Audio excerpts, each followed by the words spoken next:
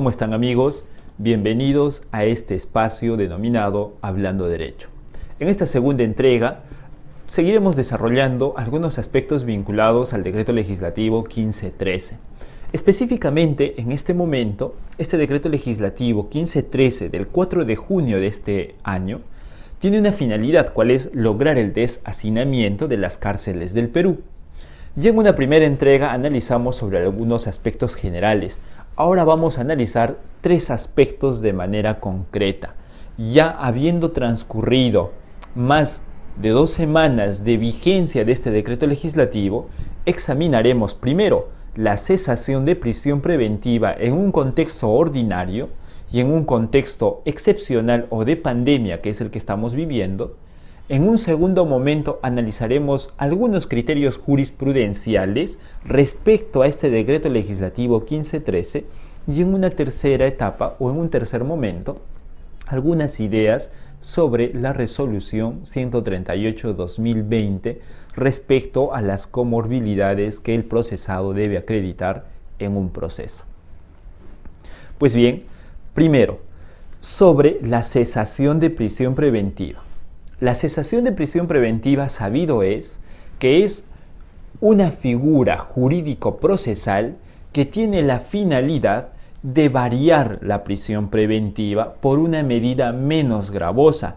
Esto tiene relación directa en función a la naturaleza de la prisión preventiva.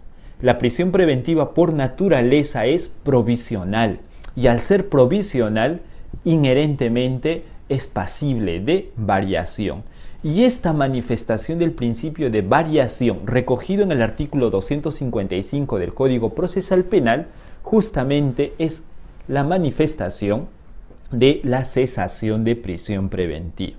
En ese orden de ideas, la cesación de prisión preventiva con este decreto legislativo 1513 prácticamente se ha dividido en dos formas. Primero, la cesación de prisión preventiva en un contexto ordinario, es decir, en un contexto de no COVID, en un contexto normal, donde tendrá que analizarse el artículo 283 y concretamente habrá que verificar que alguno de los presupuestos contenidos en el artículo 268 variaron y por eso corresponde la cesación de prisión preventiva. Ojo que este artículo 283 no tiene excepción alguna, es decir, se aplica para todos los delitos. Esa fue la cesación de prisión preventiva que siempre hemos conocido, que siempre hemos aplicado bajo el esquema de este Código Procesal Penal vigente.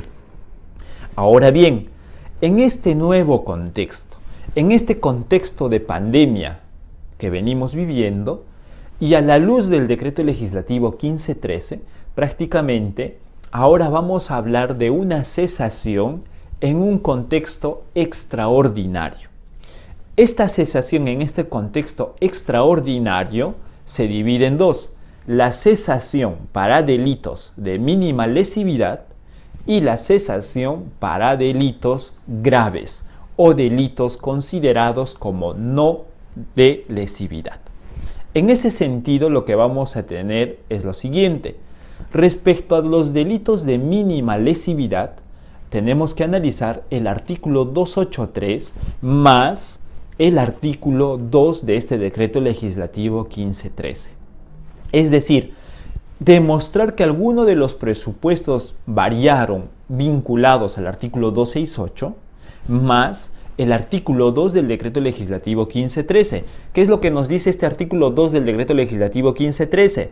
Que el procesado no tenga otro mandato de prisión preventiva y que su delito no esté en este catálogo de delitos desarrollado en este artículo 2. Si ese es el esquema, entonces automáticamente corresponderá impedimento de salida del país, que el procesado tenga que asistir a todas las diligencias o tenga que reportarse ante el juez, entiéndase por medios virtuales, y tercero, añadir o asistir, a todas las citaciones judiciales. Esa es la cesación de prisión preventiva para delitos de mínima lesividad. Es decir, Para esos delitos, en resumen, se tiene que analizar el artículo 283 más el artículo 2 del decreto legislativo 1513. Ahora bien, para los delitos que no son de mínima lesividad, ergo o a contrario sensu, delitos graves, se tendrá que analizar el artículo 283 más el artículo 3 del decreto legislativo 1513. Ojo, el decreto legislativo 1513 no es exclusivamente para delitos de mínima lesividad, sino también para delitos graves, para delitos no considerados como de mínima lesividad, y lo demuestro a continuación. En los delitos graves se tendrá que recurrir al artículo 283, es decir, habrá que demostrar que alguno de los presupuestos del 268 varió, más el artículo 3 de este decreto legislativo. ¿Y qué es lo que nos dice este decreto legislativo? Que hay que analizar 4 circunstancias. 4 circunstancias. ¿Cuáles son esas 4 circunstancias que debe analizarse?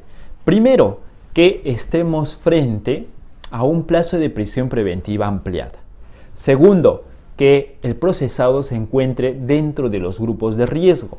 Tercero, que exista un riesgo a la vida o a la salud. O tercero, que existan medidas limitativas a la libertad de tránsito.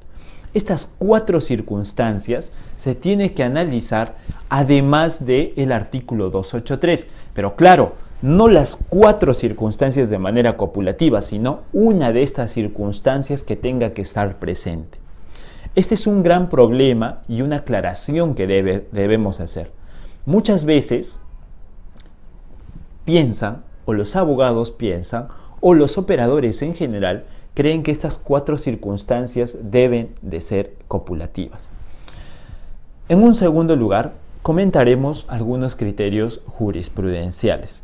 Concretamente, un expediente en el cual ustedes podrán ver se ha hecho un análisis indebido del artículo 3, sus numerales 3.1 y su numeral 3.2 de este decreto legislativo 1513. En este caso, ¿qué delito se estaba analizando? En este caso se estaba analizando un delito de mínima lesividad. Y la defensa evidentemente solicita la cesación de prisión preventiva en atención al artículo 2 del decreto legislativo 1513. Pero para sorpresa de todos, el órgano jurisdiccional lo que ha dicho es que no cumple con acreditar el procesado los presupuestos del artículo 2. Cosa que es un contrasentido, porque si estamos frente a delitos de mínima lesividad, entonces simplemente hay que observar, como les dije al inicio, el artículo 283 más el artículo 2 del decreto legislativo 1513, no el artículo 3, como erradamente se resuelve en este caso. Alguien podrá preguntarse, ¿y cómo es que para los delitos de mínima lesividad se acredite el 283? Lo que pasa es que el 283 implícitamente ya se está dando por acreditado, dado el contexto, dado el riesgo de contagio, dado el hacinamiento de los penales. Recuerden que el decreto legislativo lo que busca es deshacinar los penales. Ahora bien, una segunda jurisprudencia, como ustedes pueden ver, donde se da un análisis ahora errado del artículo 2 del decreto legislativo 1513. En este caso, el juez, ¿qué es lo que dice? La defensa solicita la cesación de prisión preventiva y el juez al momento de resolver lo que dice, dicho sea de paso, llamen demasiada la atención, es que este decreto legislativo estaría prohibiendo la cesación para los delitos graves. Es decir, solamente para este órgano jurisdiccional la cesación podría aplicarse para los delitos de mínima lesividad, cosa que es un absurdo y es una interpretación indebida, errada del artículo 2 del decreto legislativo 1513. Por último, algunas ideas preliminares sobre la resolución administrativa 138/2020. Si bien es cierto, esta resolución lo que ha dicho es, o lo que ha mandado es que los jueces tengan que revisar de oficio las prisiones preventivas, hay que tener mucho cuidado con lo siguiente. Ahí lo que ha dicho es que hay que tomar en cuenta la resolución del MINSA, donde establece enfermedades que serán catalogadas como de alto riesgo para los procesados. Entonces, no es que este catálogo de la resolución del MINSA sea cerrado, es un catálogo numerus apertus, y así la misma resolución 138-2020 lo considera. Por eso es que dice, estas enfermedades y otras comorbilidades que el procesado pueda padecer. Y esto hay que analizarlo con el artículo 3.2 del Decreto Legislativo 1513, donde dice que además se tendrá que acreditar para la cesación de prisión preventiva en delitos graves, se tendrá que analizar el riesgo de contagio. Sobre esto último, palabras finales. No basta con que yo simplemente diga el procesado tiene un riesgo de contagio al COVID-19. Recuerden que todos podemos ser pasibles de contagio. La diferencia es que lo que hay que señalar, lo que hay que demostrar es que la persona, el procesado, tiene una comorbilidad que si es contagiado por el COVID-19, las consecuencias pueden ser fatales. Muchas gracias amigos, nos vemos en una próxima entrega.